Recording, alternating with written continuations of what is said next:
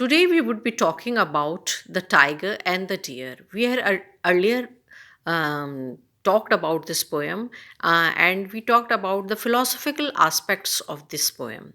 Now, in this lecture of mine, I would be describing uh, each and every line of the poem to you. The Tiger and the Deer, written by Arbindo.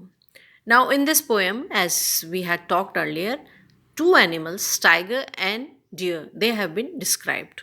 Now, first he talks about tiger. He says, Tiger is brilliant, crouching, slouching, what crept through the green heart of the forest. Now, tiger is brilliant. Brilliant because tiger has attributes which are brilliant, and tiger looks very looks because its appearance is very brilliant. It's crouching, slouching, what crept through green heart of the forest. Now you could imagine, you could see that this is a poem which is talking about tiger, but it begins with an action. This poem begins with an action, and this brilliant animal is crouching, slouching, what crept through the green heart of the forest. So it begins with an action, and action is a very is a very secret or discreet type of action which is taking place. And we come to know that tiger is planning to attack someone, and before attacking someone it crouches, slouches, what crept through green heart of the forest. It's hiding itself in the green heart of the forest, and it is crouching and slouching. It is folding itself, and it is coming with very it is coming stealthily with very silent steps. And it is trying to hide itself by folding itself, and by hiding itself in the grasses or in the trees.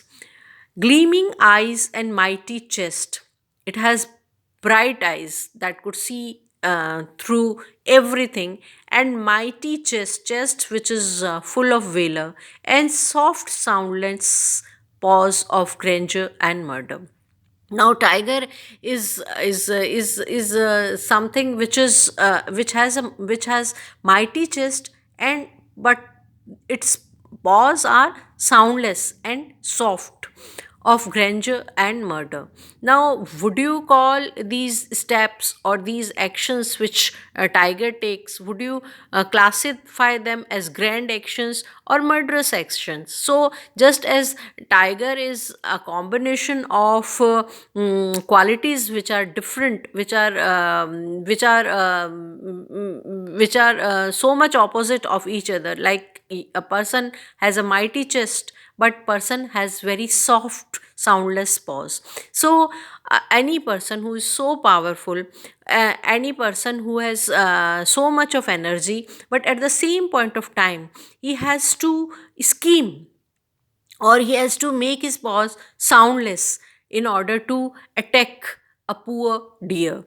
The wind slipped through the leaves as if afraid lest its voice and the noise of its steps perturb the pitiless splendor. Now, the wind slipped through the leaves, and even the wind which is there is afraid of tiger. The wind is not able to create any sound, or is standing mum before the tiger, and is afraid that it may not create any voice and it may not offend the tiger, and the noise of its steps perturb the pitiless splendor. And the noise of its steps, there is a small noise of the steps of the tiger which disturbs the pitiless splendor.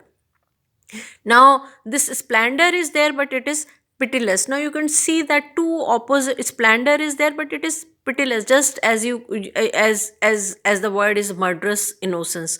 Two opposite words. Splendor is there, but it is pitiless.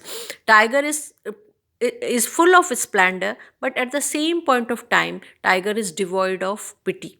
It is pitiless. So, as I said right from the beginning, the tiger has been divided. Tiger has been described in two extreme ways. One way is to make the tiger very strong, make him very brilliant, and create him as a splendor, as something which is a gift given by god to nature, and someone who is there like a king in the thick of the forest. But at the same point of time, there are certain attributes which are quite negative, like when he says, when Arbindo says pitiless splendor, or mighty chest which is combined with soundless pause. So all these, somewhere you would realize that the description in itself carries two tones. One tone is of praise, the other tone is admonishment. And somewhere you would realize where the author is praising the energy, the energy or the valor of tiger, but the strength of the tiger. But at the same point of time, somewhere he is quite negative. He's talking in a negative manner about those aspects of tiger which make him very cruel. Because somewhere we would feel that the author does not want to, or an author somewhere wants to convey that a power, anything which is powerful, or anything which is full of splendor, may not cover, or may not at the same point of time should be arrogant, or maybe it may not at the same point of time be cruel due to his power, or be arrogant due to its beauty. So this aspect is there in the poem throughout. Hardly daring to breathe, but the great beast crouched and crept and crouched a last time, noiseless, fatal. Now, this crouching again and again, or the word crept, as is again something which suggests that if somebody is so powerful, then why that person, or that being has to adopt mechanisms, or has to do things in a secret manner, or has to scheme, or has to manipulate certain things. So all these aspects of all are highlighted by the words like crouch, or creeping, or crapped. So the or noiseless, or fatal. So all these words, they somewhere suggest you that if anything which is so much powerful, then why this power is being used in scheming, or why this power is used in being fatal to someone. And this if you are full of valor, then why you have to do things in a very discreet or stealthily to conduct your actions. So the somewhere there is a combination of a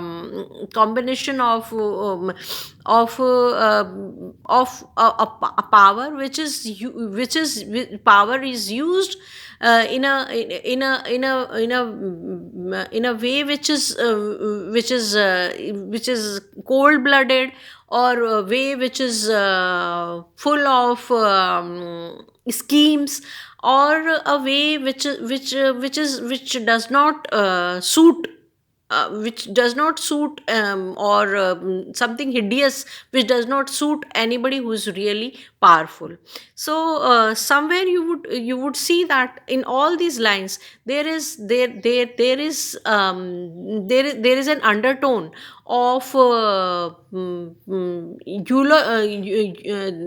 the tiger is of course being praised for its valor, but there is an undertone which gives you a message that it is not a pure valor. It This valor is accompanied, or this valor is used to bring harm to people. So somewhere this aspect of tiger is not being praised by Arbindo. The next half of the poem we would do in our next lecture.